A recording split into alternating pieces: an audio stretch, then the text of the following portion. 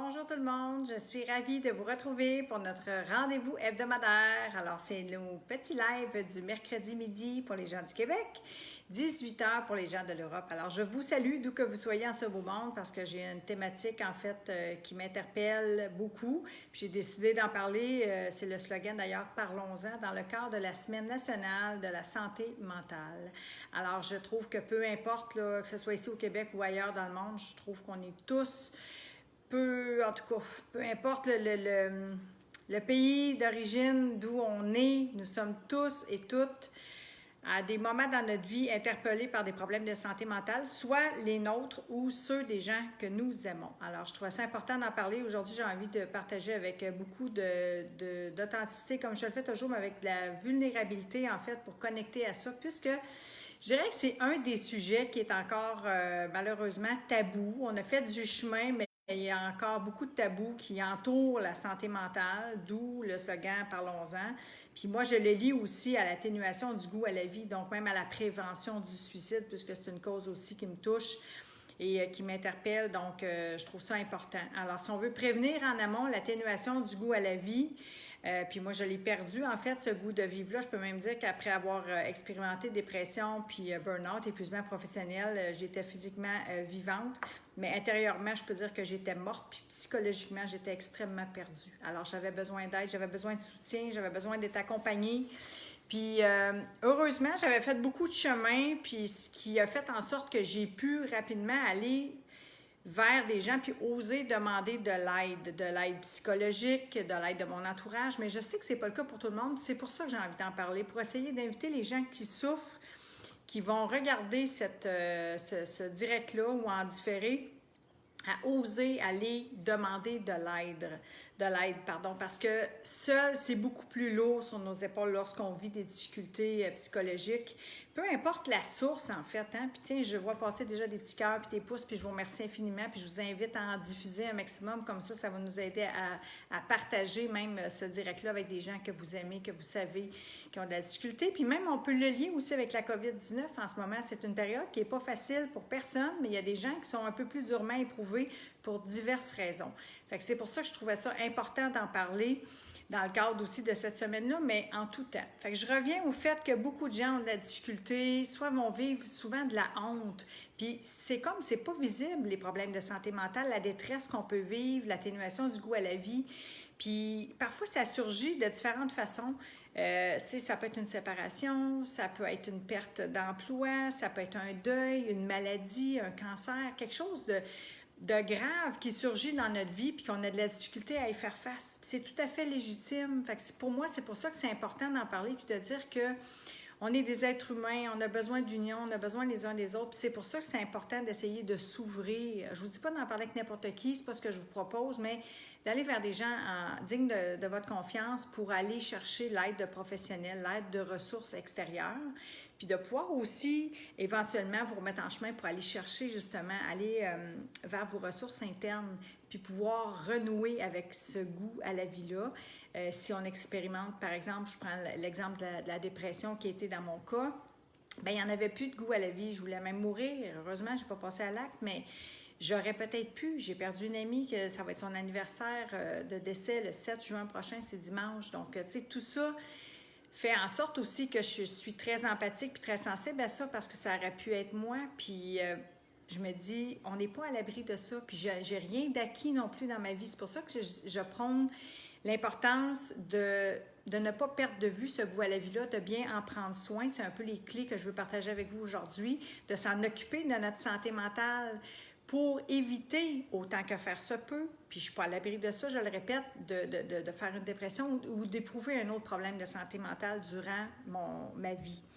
Alors, je trouve ça important. Je trouve ça important aussi d'être sensible à ce que les autres vivent, puis par sensibilité, je ne dis pas nécessairement de prendre ce poids-là sur nos épaules. Parfois, des fois, ça peut être lourd pour les gens où on ne sait pas comment faire. Mais juste de tendre l'oreille puis d'aller vers des gens qui souffrent pour aller ouvrir une porte bien, on peut après les aider. Des fois, c'est juste faire un appel, c'est juste les diriger vers des ressources qui, elles, vont avoir les capacités, les moyens pour aider cette personne-là que vous aimez à s'en sortir. Puis vous allez pouvoir être là à titre de présence, puis d'amis ou de famille. Alors, c'est important, puis je le répète, je sais que c'est beaucoup tabou, puis qu'il y a beaucoup de jugements, puis que c'est pas perceptible nécessairement. Puis moi, je prends mon exemple. Des fois, on ne le démontre pas non plus que ça ne va pas. On pleure seul, on s'isole beaucoup aussi quand on vit des difficultés comme ça au niveau psychologique.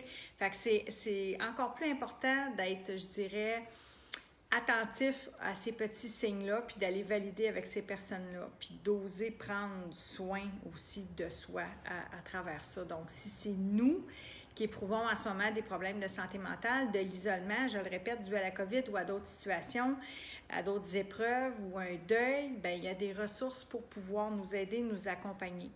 Puis pour ma part, bien, c'est sûr que moi, j'aimerais aussi ouvrir une parenthèse sur le fait que nous sommes plusieurs des fois à souffrir d'un certain mal-être, d'un certain mal de vivre qu'on va appeler communément. C'est pas le cas de tout le monde, parce que je faisais référence à une épreuve qui surgit dans votre vie, un deuil, une maladie, une séparation, une perte d'emploi. Bon, bien ça, c'est un événement X qui va arriver, qui va nous donner un coup de masse, mais on va avoir besoin, en fait, d'aller chercher des outils pour pouvoir surmonter cette épreuve-là. Et souvent, quand on prend soin de notre santé mentale en amont, bien, lorsqu'il surgit un événement comme ça, on est mieux outillé, on est mieux préparé à y faire face. C'est pour ça que pour moi, c'est important d'oser mettre moi j'appelle ça un environnement soignant. Donc, mettre des outils en place, de venir établir cet environnement soignant-là dans notre vie, justement pour être capable de rebondir, hein, d'être davantage, je dirais, résilient face à l'adversité lorsqu'il y a des choses qui se posent sur des difficultés, des obstacles sur notre chemin de vie.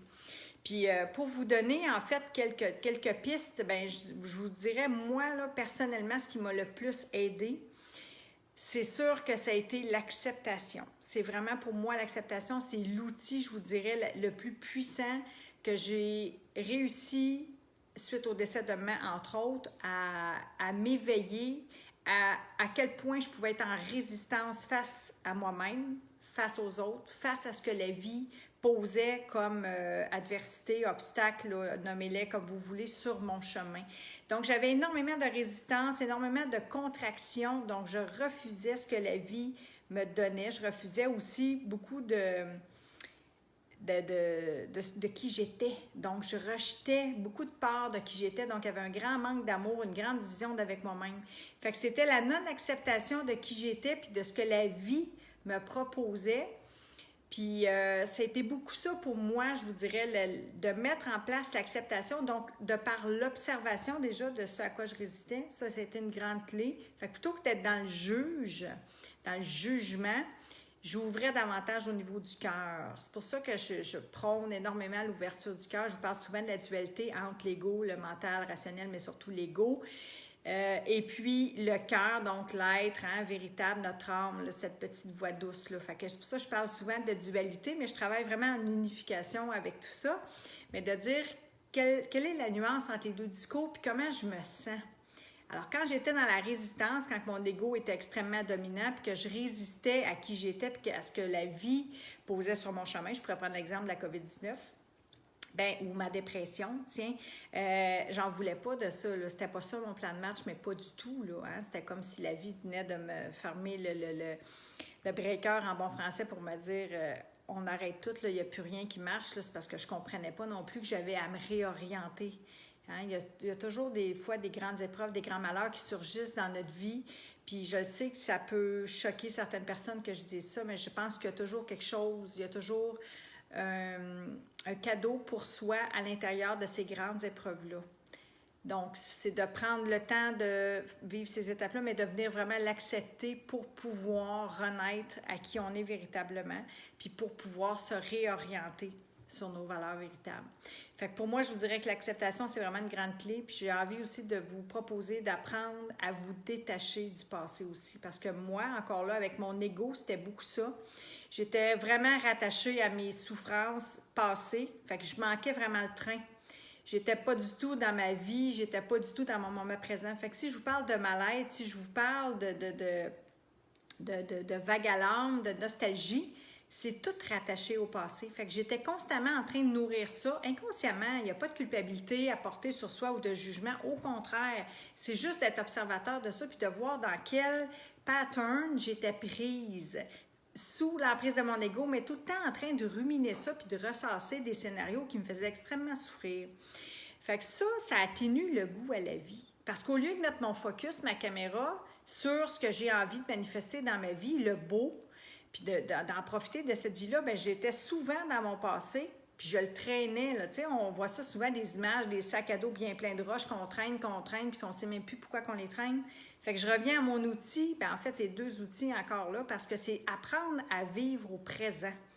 Ça s'apprend, puis honnêtement, je pense que c'est le plus beau cadeau qu'on ne peut pas se faire, d'apprendre à vivre au présent et d'apprendre à s'alléger de ce qui est trop dans nos vies, comme le passé. Puis je ne dis pas que des fois, on n'a pas besoin du passé pour se reconstruire, puis servir à bâtir aussi notre avenir, mais de faire des brefs retours sur ce passé-là pour pouvoir vraiment regarder en avant. Puis d'ailleurs, le meilleur exemple qu'on m'avait dit une fois, c'est l'automobile. Hein? Il y a un petit rétroviseur pour voir en arrière, puis il y a une grande fenêtre en avant pour focusser sur ce vers quoi on s'en va. Alors, je pense que c'est une belle analogie qui peut nous inviter à le mettre en application. Alors, pour moi, ça, c'est des outils qui peuvent sembler simples, mais super puissants, transformationnels, pour vraiment ancrer notre focus sur ce qu'on veut vivre plutôt que d'être dans la nostalgie du passé.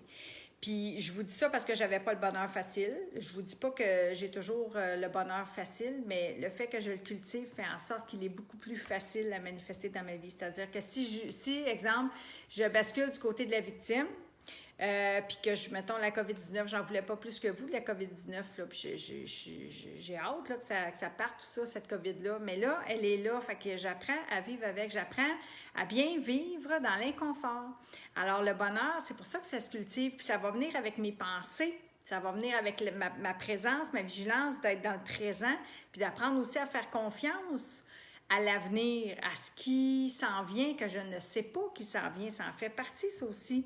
C'est d'embrasser ce que la vie me donne, je le disais tout à l'heure. Fait qu'il y a un certain lâcher-prise aussi par rapport à ça, qui fait que si je nourris tout ça, si je prends soin d'établir ça comme environnement soignant, j'appelle ça, moi, mon petit rituel, je vous en parle souvent, mon petit carnet par amour, là, à chaque jour, c'est non négociable, je viens nourrir mon être, je viens nourrir ma joie, je viens prendre soin du cœur, du corps, de l'esprit. Bref, il y a différents trucs là-dedans, je vous en ai déjà en masse parlé, mais faites-le, testez-le.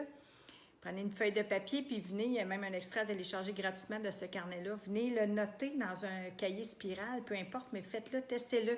Vous allez voir comment est-ce que de nourrir sa joie vient rebalancer au niveau de l'atténuation du goût à la vie. Puis parce que quand on apprend à intégrer ça, puis à se prioriser, puis à se mettre au cœur de notre vie, bien, on fait grandir non seulement cette joie d'être là, ce besoin d'exister, mais on nourrit cette joie d'être là. Fait que c'est beaucoup plus, je vous dirais, équilibré puis harmonieux dans notre quotidien que lorsqu'il arrive une épreuve, comme je le disais tout à l'heure au début du live, on est beaucoup plus outillé. On n'est pas, je me retrouvais pas comme à moitié déjà écrasée par les responsabilités puis le poids de la vie, puisque je me crée une belle vie. Je la nourris puis je l'alimente. Alors j'embrasse ce qu'elle me dit, puis je vous dirais que c'est tellement plus facile de vivre comme ça, puis c'est pas toujours facile, puis c'est pas toujours simple, mais c'est beaucoup plus simple qu'il n'y paraît. Puis parce que quand on est dans le malheur, puis qu'on entretient un peu ça, des fois inconsciemment, c'est-à-dire qu'on met notre focus sur ce qui est passé, comme je le disais, bien, veut pas, ça nous maintient dans une énergie. C'est comme des fois des gens aussi qu'on va fréquenter, on va s'apercevoir que c'est comme s'ils veulent s'accrocher après nous, là. Ils ne veulent pas faire le chemin à côté de nous. Ils ont besoin d'une bouée, ils ont besoin d'un sauveur. Vous comprenez? Fait que c'est tous des éléments qui sont défavorisants au bonheur. Fait que si vous mettez tous les autres éléments positifs, je vous dirais, en place dans votre vie, c'est ce qui va venir créer votre environnement soignant. Fait que je le répète brièvement, l'acceptation, extrêmement puissant. le pouvoir du moment présent, on en parle beaucoup, Eckhart Tolle en a parlé, habiter cet instant-là, s'alléger de ce qui est devenu trop lourd dans notre vie, c'est incroyablement, je vous dirais, bénéfique d'apprendre à vivre ainsi, de s'entraîner à vivre ainsi. Se libérer, pour ma part, ça a été beaucoup ça, de l'emprise de mon beau gros ego. Et je vous dirais que tout ça, ce sont des éléments vraiment préventifs. Fréquenter des gens que vous aimez, qui vous élèvent, qui vous donnent le goût aussi à la vie, hein, pour qui ont envie de faire des efforts aussi pour aller vers la vie. Alors, je vous dirais que si vous êtes au rendez-vous de vous-même, puis que vous prenez soin de vous, que vous accordez cette importance-là, puis que vous vous nourrissez dans différents domaines de votre vie pour que ça fasse du sens, tant au niveau professionnel, personnel, familial, vous allez sentir, vous allez voir grandir vraiment cette joie d'être là. Puis si vous expérimentez la détresse, bien, je l'ai dit d'entrée de jeu, puis je vais mettre des liens sous cette vidéo-là. Je vous invite à aller vers des gens qui peuvent vous aider, vous accompagner, des accompagnants, mais des amis aussi qui peuvent vous aider à entreprendre une démarche pour aller chercher du soutien psychologique. Parce que la santé mentale, au même titre que la santé physique, je pense qu'on ne devrait jamais avoir honte.